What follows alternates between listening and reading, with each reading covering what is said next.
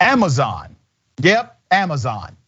Amazon sells white privilege cards, and a bombing suspect had one. I kid you not. Do you remember the guy in Napa, California, who was arrested right after the inauguration? He had pipe bombs, he had a bunch of weapons, and he was planning to bomb the Democratic headquarters. That's what he wanted to do. Well, this guy literally had a white privilege card that you could purchase on Amazon. And I know some of you are saying, the hell you say? Well, this is what I'm saying. Do you see it? That is your white privilege card. It says white privilege trumps everything. Inspirational card gift.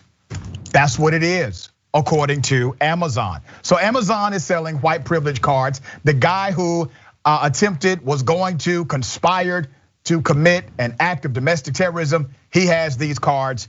About the item. Now, on Amazon, you can go there right now. It's still there. They have not pulled it. On Amazon, it says about this item. And here's what it reads. White privilege cards trumps everything. This card grants its bearer happiness and success because it's the color of yours and not the choices you make that determine your abilities to be successful. That's at Amazon.com. It also explains this gifting item in more detail. It says PVC material, this cute engraved wallet inserts card is made with high quality PVC, which is sturdy and lightweight. Permanent engraving cards won't change color or tarnish, will not easy bend. That's verbatim, I'm reading it verbatim, okay? So it sounds a little off, it is what it is. Who's the guy? He's the guy. Let's show a picture of him. That's him. 45-year-old Ian Benjamin Rogers of Napa and 37-year-old Jarrod Copeland, are in some hot water over their Trump-fueled rage following the 2020 election. Both now face charges of conspiracy to destroy by fire or explosive a building used in interstate commerce, and the feds have evidence suggesting a plot to blow up the John L. Burton Democratic Headquarters in Sacramento. But it doesn't stop there, because see, typically these guys, they do not operate just independent of each other. They operate in groups, they operate as a system, and it's not just one bomb or one weapon, they have a lot. So Rogers also faces additional weapons violations, including 1 count of possession of unregistered destructive devices and 3 counts of possession of machine guns. Rogers was arrested and his home and business were raided on January 15th. And federal investigators say he was found in possession of 5, count them, 1, 2, 3, 4, 5 homemade pipe bombs, a cache of over 50 firearms, including illegal assault rifles and automatic weapons, 15,000 rounds of ammunition, and several pounds of gunpowder. Put his picture back up. This guy, this one guy has all of this artillery as if he's going to war with the government. Oh, he was planning to go to war with the government, with democracy. That is what he was attacking. So naturally, he needs a whole lot of ammunition to do this. Now, let me show you how fragile democracy is and the problem of handling individuals like this without a heavy hand. You gotta be heavy-handed with these domestic terrorists. The raid on Rogers' home and business began with a tip to the Napa County Sheriff about some illegal weapons. God knows what would have happened if whoever that was did not tip off the county sheriff. The only reason why the FBI was able to stop this planned assault was because somebody who remains anonymous today tipped off local authorities. To talk more about this, I got Kenya Evelyn. Sister, what's your take on this? It just speaks to oftentimes the disconnect between federal and local and state law enforcement, that oftentimes it just takes too much. It takes one lone tip. It takes even what we saw a couple weeks ago in Denver, where we saw a hotel employee alerting authorities to what were a stash of guns and weapons in a hotel room.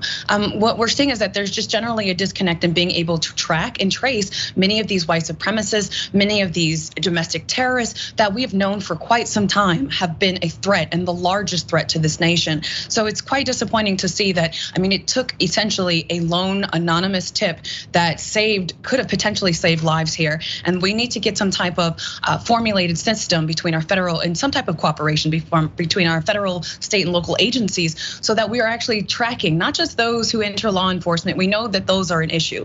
We know that the FBI has known about white supremacy in law enforcement for quite some time. We need to see what systematic ways can we track and what can we track and then even hold accountable those who are trying to acquire and stockpile weapons to actually act on their philosophies. Yeah, and think about the insanity of this entire ordeal.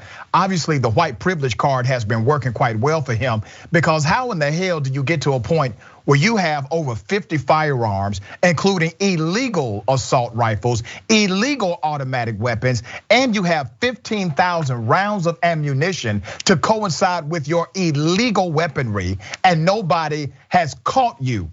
Meaning you have transacted commerce, you have connected to illegal sales, you have been living your worst life, and nobody tipped off anyone. Nobody caught you in some kind of sting operation. Nobody had you on their radar. Nobody looked at you as a domestic terroristic threat. You were operating in significant privilege with your white privilege card from Amazon for a number of years, obviously, and then somebody tipped off the county sheriff. What if the county sheriff would have been one of these guys who said, not really an issue, not a big deal. He has the right to bear arms, not going to look into it.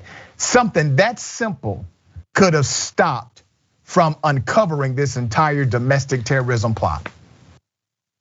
Similarly, the way we know that just as easily a white or brown or non-black neighbor can be the source of black people encountering police at disproportionate rates, when we know that some of the easiest ways to target communities of color is to use police and calling the police, weaponizing our ability to call 911. When you look and juxtapose this scenario and think, had this been anybody else, had anyone, possibly what we know of is what we do not know is that there were red flags, that there were opportunities, that there were potential times to raise this very issue. But if this was a person of color, what we have seen the same lackadaisical response, what we have seen the same lethargy in relation to how communities of color, the Second Amendment rights don't apply equally to us. The whole reason why we have certain gun restrictions is because of the fear of black people arming themselves. So if this was juxtaposed in a community of color, if this was a person of color, if this was something as easily traceable, like you said, this is commerce, this is across states, this is something that becomes federal then. If we're looking at that, why is it that it took so long for someone who ordinarily, if you're trying to even purchase a gun, you should have some type of, even at the state or local level, some type of background check or some type of just registration. If we're seeing that this is disproportionately barring people of color from being able to legally carry weapons, why is that same privilege we see time and time again being exercised among those who have nefarious intentions or just outright domestic terrorist intentions? Yeah, see, this person is a thug. You see, this is your thug right here.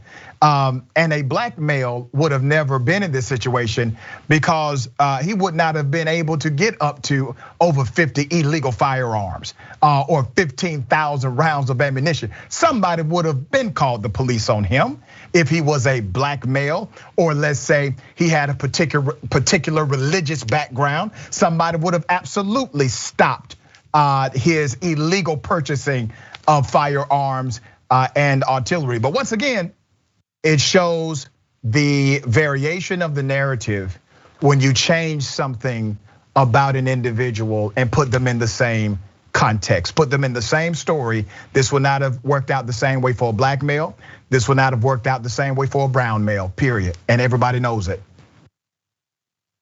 Absolutely, I wholeheartedly agree with you. And in fact, what we're seeing even is that around the country, as we're having these very same conversations about gun control, as we're having these very same questions about holding institutions accountable, we're seeing that it's not being applied equally. We're seeing that the same way that when we're encouraging Black communities to arm themselves is suddenly when we have those same the same pundits, the same conservative pundits who are terrified, who are ordinarily advocating for our right to bear arms, are standing by and basing their entire platforms on the Second Amendment. When you see that then being applied to legally Black and brown people carrying guns, being stopped by police, when we're automatically assuming that they are doing so illegally, we're recognizing that it doesn't apply equally. This isn't a gun rights issue, it's a privilege, this is a terrorism issue. Yeah.